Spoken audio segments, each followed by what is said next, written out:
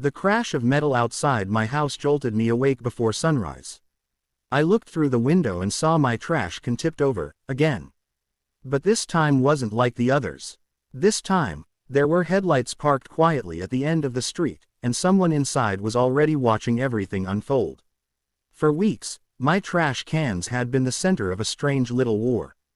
Every collection day, I'd find them knocked over, lids cracked, garbage spread across the driveway like someone wanted to send a message. At first, I blamed raccoons or the wind. Then neighbors started hinting that it wasn't nature, it was her.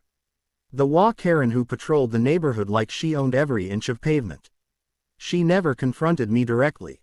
Instead, complaints appeared in my inbox. Bins left out too long.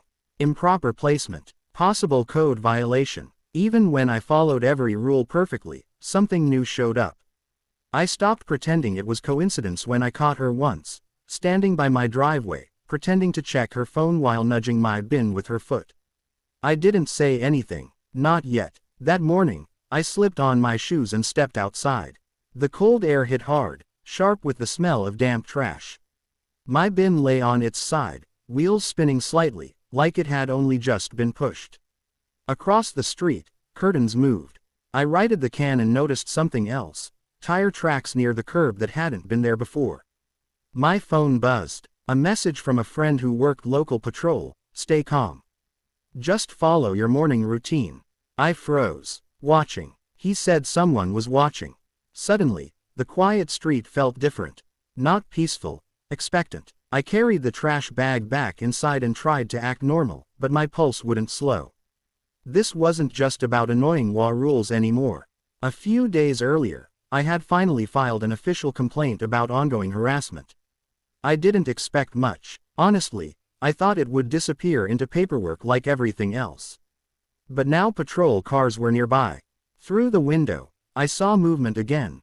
The wah Karen stepping onto her porch, coffee mug in hand, pretending to look surprised at the mess she had probably created. Her expression was calm, almost satisfied. She had no idea that today was different. The parked headlights flickered once. Someone inside shifted, and that's when I realized this morning wasn't random. It was the moment everything would finally start unfolding, because the person who thought she could keep getting away with it had no clue that her next move was already being recorded. I took a deep breath and waited. Because the real story hadn't even started yet, and what happened next would leave the entire neighborhood talking for weeks. I tried to move through my morning like nothing unusual was happening, but every small sound felt amplified. The scrape of the trash can wheels, the distant hum of a car engine, even the wind sliding between houses made me glance over my shoulder. Somewhere nearby, someone was watching, and apparently, they wanted me to act normal. So I did. I pulled the bin back upright, swept the scattered trash into a bag, and waved casually at a neighbor walking past. Across the street, the wah Karen stood near her mailbox, sipping coffee like she was just another early riser. But every few seconds, her eyes flicked toward my driveway. She looked almost pleased. My phone buzzed again. Don't react. We need clear behavior, the message read. I slipped the phone back into my pocket and forced myself to slow down. Weeks of frustration had built up inside me. Every complaint email, every petty warning, every morning finding my trash dumped. But now I understood something bigger was happening. Someone had finally decided to see it for themselves. The parked vehicle at the end of the street looked ordinary, just another SUV blending into the neighborhood. But I noticed slight movement through the windshield. A camera, binoculars. I couldn't tell. I went back inside and watched from the kitchen window. For a while, nothing happened. The neighborhood felt frozen in routine. Kids waited for buses. A dog barked somewhere down the block. The wah Karen returned inside her house, and I almost relaxed, until she came back out again. This time, she walked slowly toward my driveway. She looked around first, left, right. Then she reached the trash can and nudged it with her foot. Not hard, just enough to tilt it. She paused, almost testing the balance, then gave it a sharper push. The can clattered onto its side. I felt heat rise in my chest, but I remembered the message. Don't react. She quickly stepped back, pretending to adjust her coat, then walked away as if nothing happened. From my window, I saw her glance toward the parked SUV, completely unaware. Seconds later, the SUV door opened. 2 plainclothes officers stepped out. My heart pounded. They didn't rush. They moved calmly, exchanging a few words as they walked toward her. She froze halfway across the street when she noticed them approaching. Even from inside my house, I could see confusion spreading across her face. I stepped onto the porch, pretending to check my mail, giving myself a better view. One officer showed a badge. She started talking immediately, animated, defensive, hands moving fast. The other officer pointed toward my driveway and then toward the vehicle where they had clearly been recording. Her posture changed instantly. Shock. For the first time, she looked genuinely nervous. Neighbors began peeking through windows. One door opened down the street. The quiet neighborhood suddenly felt alive, buzzing with curiosity. I realized this wasn't just a warning anymore. This was accountability. And as I watched the officers calmly speak to her, I felt something I hadn't felt in weeks: relief. But the real twist hadn't happened yet. Because just as the conversation seemed to settle, one officer turned and started walking toward me, and what he said next would change the entire situation in ways I never expected. The officer walked up my driveway with a calm expression, hands relaxed at his sides. He wasn't rushing, wasn't dramatic, just professional. Still, my pulse jumped as he approached. Behind him, the Karen stood frozen near the curb, talking quickly to the second officer, her confident posture gone. "Morning," he said quietly. "Mind if we talk for a moment?" I nodded. He glanced toward my tipped-over trash can, then back at me. "We've been monitoring the situation since your complaint. We needed to observe behavior directly before stepping in." I exhaled slowly, realizing this had been planned longer than I thought. "We've had multiple reports," he continued, lowering his voice slightly. "Not just yours. Similar incidents around the neighborhood." That surprised me. I thought I was the only target. Behind him, the Karen's voice rose louder, defensive, but the other officer remained calm. She pointed toward me once, then toward the trash can, shaking her head. The officer simply listened, occasionally jotting notes. "So, what happens now?" I asked. He gave a small shrug. "Today, we document. Depending on what we confirm, next steps vary. But you did the right thing staying calm." Relief mixed with something else, validation. For weeks, I'd worried people thought I was exaggerating. Seeing this unfold in real time felt surreal. The officer asked a few questions. How long it had been happening, whether I had photos, if any direct threats were made. I answered honestly. He nodded, clearly already aware of much of it. A neighbor stepped onto their porch, pretending to water plants while watching. Another curtain shifted across the street. The quiet neighborhood had turned into an unspoken audience. Then something unexpected happened. The Karen broke away from the other officer and marched a few steps toward us. Not close enough to interrupt, but close enough to hear. Her face was tight with frustration. "She leaves those bins out too long," she said loudly. "Someone has to maintain standards." The officer didn't react emotionally. He simply turned slightly and said, "Ma'am, we're discussing reported harassment, not WA policies." Her expression changed. Shock first, then anger. She crossed her arms and stepped back, but I could see it in her face. She wasn't used to losing control of a situation. The officer finished his notes and handed me a small card. "If anything else happens, call this number directly." I took it, nodding.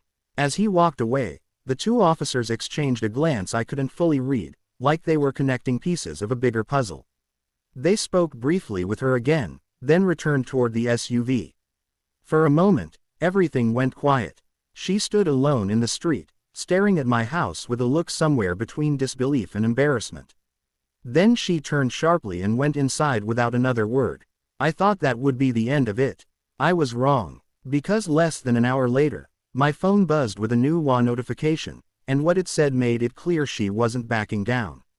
If anything, she was escalating. And this time, she was making a mistake she couldn't take back. The notification popped up with that familiar WA logo at the top, the one that always made my stomach tighten before I even read the words. I opened it slowly, expecting another complaint about trash placement or curb rules. Instead, The message was more serious. Formal violation notice, it said. Repeated nuisance behavior affecting neighborhood harmony. I blinked, reading it twice. She had filed a complaint against me, less than an hour after being questioned by officers. I actually laughed, half in disbelief. It felt desperate, like a last-minute attempt to regain control.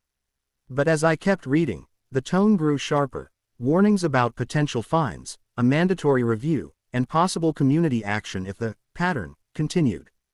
Pattern. That word made my jaw tighten. I walked outside again, holding my phone. The street looked normal, quiet, almost peaceful. The SUV was gone. The officers had left. Across the street, her curtains were closed, but I could feel the tension lingering in the air like static after a storm. My phone buzzed again. A text from the officer. Do not respond emotionally. Save everything. I took a deep breath and started screenshotting every notification, every email, every timestamp. If she wanted paperwork, I could do paperwork. As I worked, a neighbor approached slowly. Tom, the guy who usually kept to himself. Hey, he said awkwardly, glancing toward the other house. Saw what happened earlier. I nodded. He shifted his weight. You're not the first one she's done this to. That stopped me. She's filed complaints on a lot of people, he continued quietly. Most just give in because they don't want trouble. I looked at him, realizing the situation was bigger than me. This wasn't random pettiness. It was a pattern. Control through complaints. Tom lowered his voice. People are starting to notice. He walked away before I could say much more, leaving me standing there thinking about how quickly the neighborhood mood might shift once others realized what was happening. Inside, I opened the HOA portal again. The complaint she filed referenced ongoing disruptive behavior, and even mentioned police presence, twisting the situation to make it look like I caused trouble instead of reporting it. That was bold and reckless, because the officers had records too. I leaned back in my chair, trying to decide what to do next. Part of me wanted to fire off a response immediately, to defend myself line by line. But the officer's message echoed in my head, stay calm. So I waited. Hours passed. Evening shadows stretched across the street. Then, just as the sun dipped low, a new email appeared, not from the HOA, but from the local police department. Subject line. Follow-up meeting requested. My heart skipped. This wasn't just documentation anymore. They wanted to meet. And suddenly, I understood this had moved beyond a simple neighbor dispute. The situation was growing into something official, something that could finally expose everything she'd been doing. I stared at the message, realizing tomorrow would change everything. Because once the truth started coming out, there would be no way for anyone to hide behind HOA rules again. I barely slept that night. Every time I closed my eyes, I replayed the morning, the trash can falling, the officer stepping out of the SUV, her expression changing when she realized she'd been watched. By sunrise, my kitchen table was covered in printed emails, screenshots, and notes. If this meeting was official, I wanted everything organized. The police station felt quieter than I expected. No flashing lights, no urgency, just calm hallways and the low hum of conversations behind closed doors. The same officer from yesterday met me in the lobby and led me into a small conference room. Thanks for coming, he said, setting a folder on the table. Inside were photos, my trash can, my driveway, time stamps, clear images showing her walking up, looking around, and tipping the bin. Seeing it documented like that made the situation feel real in a way it hadn't before. This wasn't just my word against hers anymore. We've reviewed multiple complaints connected to this address, he explained. Some from you, some from other residents. Other residents? I asked again, surprised. He nodded. Several neighbors reported similar behavior but didn't want to escalate. That hit me harder than expected. I thought everyone stayed silent because they didn't care. Maybe they were just tired. The officer leaned forward slightly. We're not here to create drama. We're here to establish facts. And what we see suggests intentional harassment. The word hung in the air. Harassment. I never wanted it to be that serious, but hearing it said aloud was strangely validating. He asked me to walk through everything from the beginning, the complaints, the early incidents, the HOA notices. I explained how it started small and slowly became constant. He took notes carefully, occasionally asking for dates or details. When we finished, he closed the folder. "We'll be contacting the HOA board directly," he said. "They may not have the full picture." I almost laughed at that. They definitely didn't, because someone had been controlling the narrative. As I left the station, my phone buzzed with a new HOA email. Another warning notice. The timing felt almost comical. I forwarded it straight to the officer. Back home, I noticed something different. A few neighbors waved when I walked outside, small gestures, but warmer than before. Word was clearly spreading. Then I saw her. She stepped onto her porch and froze when she noticed me. For a moment we just looked at each other across the street. She didn't wave, didn't smile, just watched. I couldn't read her expression anymore. Anger, maybe worry. That evening, the HOA announced a special board review meeting. Mandatory attendance requested for involved parties. I stared at the announcement, heart beating faster. This was it. The moment everything would come into the open. The complaints, the recordings, the truth about what had really been happening. I had spent weeks feeling alone in this fight. Now I realized something unexpected. I wasn't going into that meeting alone at all. And the surprise waiting inside would flip the entire story in a way nobody, especially her, saw coming. The HOA meeting room felt smaller than usual, packed with neighbors who suddenly seemed very interested in community rules. Folding chairs scraped the floor as people found seats, whispering in low voices. I noticed something immediately. More people were here than normal. Word had clearly spread. At the front, the board members shuffled papers nervously. The HOA Karen sat near the aisle, posture stiff, chin slightly raised like she was determined to keep control of the story. When she noticed me walking in, her eyes narrowed for a second before she looked away. I took a seat quietly. The chairperson cleared his throat and opened the meeting. "We're here to address repeated concerns related to neighborhood disputes," he said carefully. His tone sounded different, cautious, almost uneasy. Then the door opened. 2 officers walked in, not in dramatic fashion, just calm, professional, carrying folders. But the entire room shifted the moment people recognized the uniforms. Conversations stopped. Even the air felt tighter. The HOA Karen's expression flickered, surprise first, then discomfort. The chairperson nodded politely. "Thank you for joining us," he said, clearly aware this was no longer a typical HOA discussion. One officer spoke plainly. "We're here to present documentation related to repeated incidents reported in this neighborhood." He placed photos on the table. Time-stamped images. Clear evidence. The room leaned forward as copies were passed around. I watched faces change. Confusion, realization, quiet shock. The pictures showed her approaching my driveway, checking surroundings, and deliberately tipping the trash can. Someone whispered, "Wait, she did that." The HOA Karen immediately spoke up. "That doesn't show context," she said sharply. "I was fixing it." The officer remained calm. "The footage continues beyond these frames." Silence followed. The chairperson looked uncomfortable, flipping through pages. The board members exchanged uneasy glances. It became obvious they hadn't seen any of this before. Then came the real twist. The officer explained they had received multiple complaints from different residents about similar incidents: bins moved, minor property disturbances, anonymous reports filed shortly afterward. I felt neighbors shifting in their seats, some nodding slowly. This wasn't just about me anymore. The board realized it too. Their posture changed from authority to damage control. The chairperson cleared his throat again. "We may need to reassess previous violation notices," he said carefully, avoiding eye contact with anyone. Across the room, the HOA Karen's confidence finally cracked.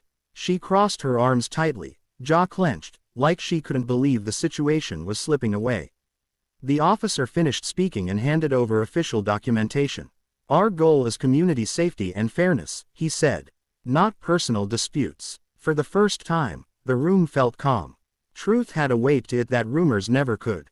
As the meeting continued, neighbors started speaking up. Small stories, quiet confirmations, moments they'd ignored before.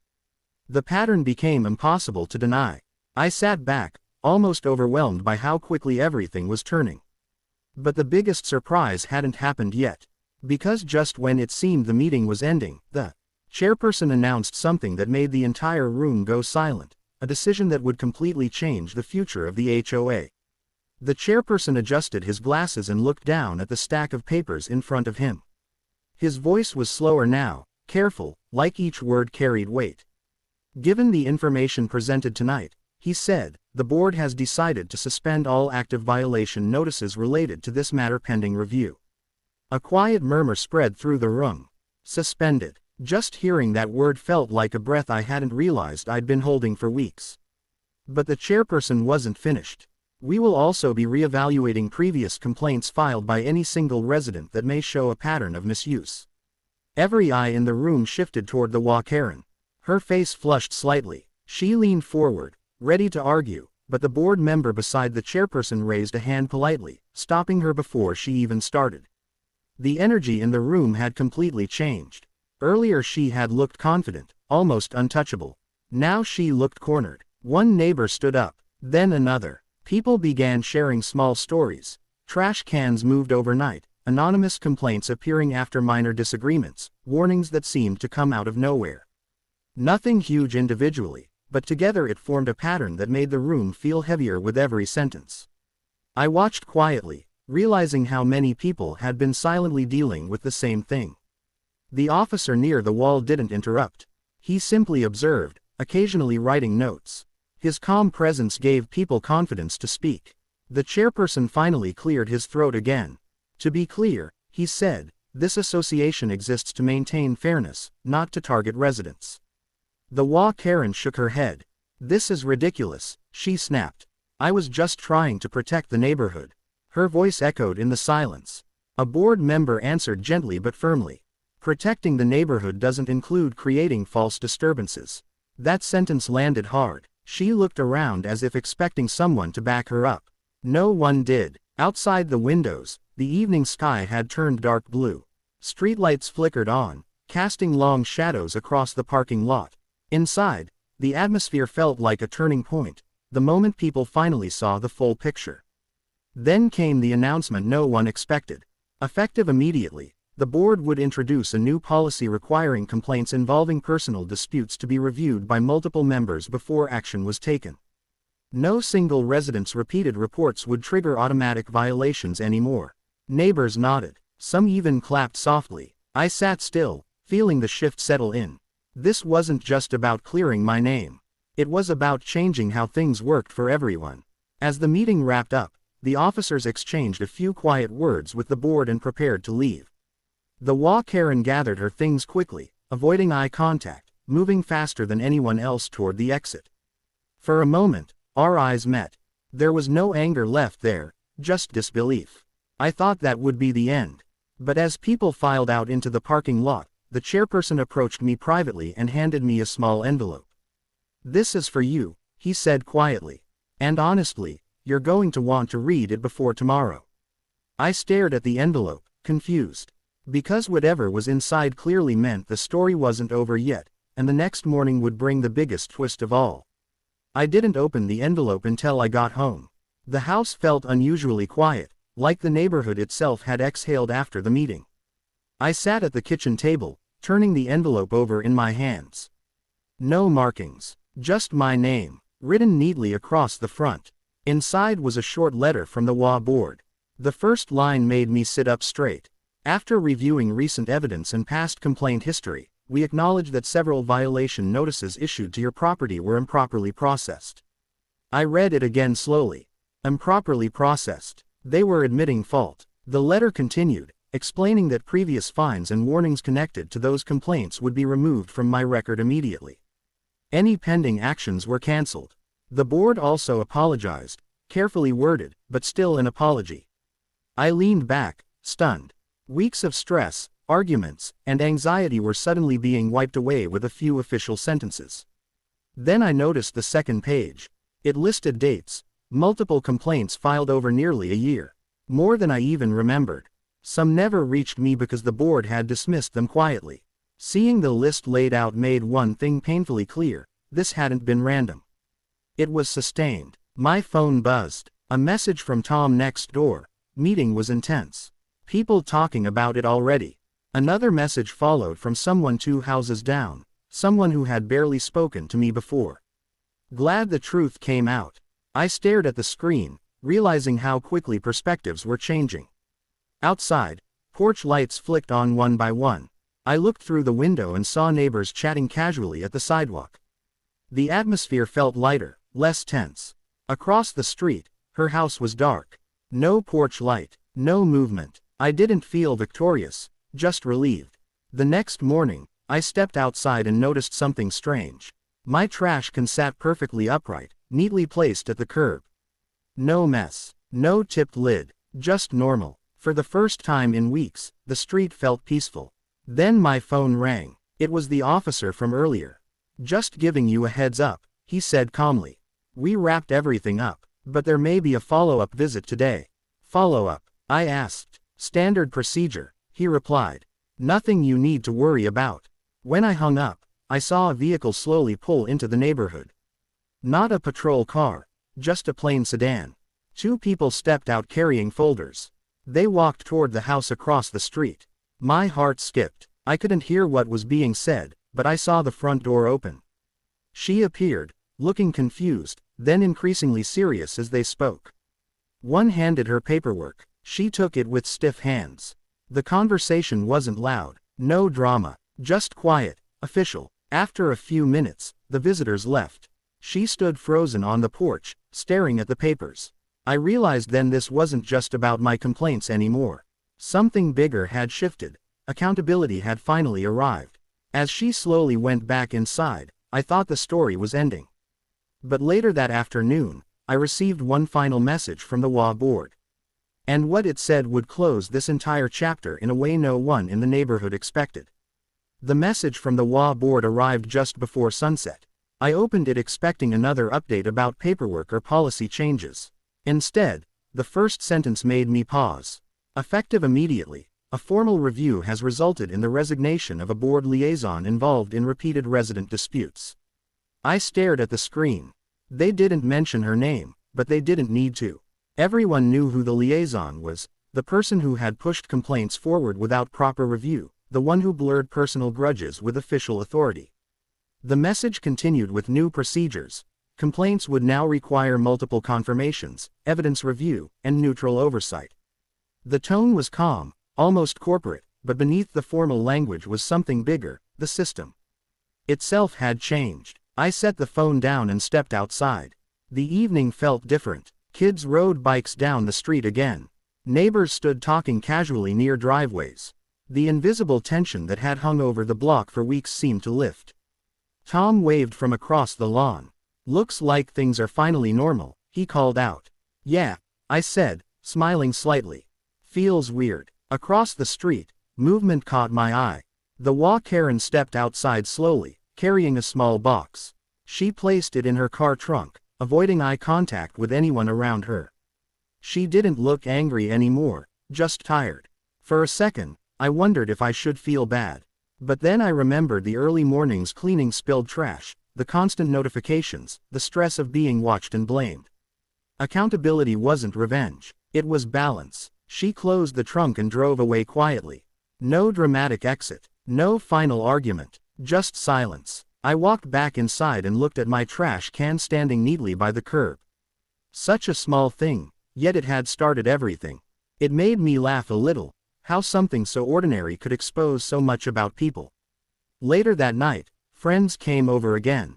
Nothing big, just food, conversation, normal life returning. The laughter felt different this time, lighter, genuine. Nobody worried about complaints or surprise visits. At one point, I stepped outside alone. The streetlights glowed softly, and the neighborhood felt calm, the way it should have been all along. I realized the biggest change wasn't the policies or the meetings. It was the people. Neighbors were talking more, watching out for each other instead of against each other. The situation that started as frustration had unexpectedly pulled the community together.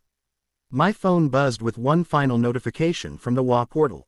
Case closed. That was it. No drama, no warning, just two simple words ending weeks of chaos. I slipped the phone into my pocket and looked down the quiet street, feeling something close to gratitude. Sometimes standing your ground wasn't loud or aggressive. Sometimes it was just patience, documentation, and letting the truth reveal itself. Welcome to Karen Universe. where we dive into every wild, quirky, and intriguing story out there. The trash can might stood still untouched for the first time in a long while. I know tomorrow morning would be peaceful, and if anyone ever thought no one was watching again, they'd remember this story. If you enjoyed the, don't forget to subscribe to Karen Universe, share with your friends, and drop your thoughts in the comments.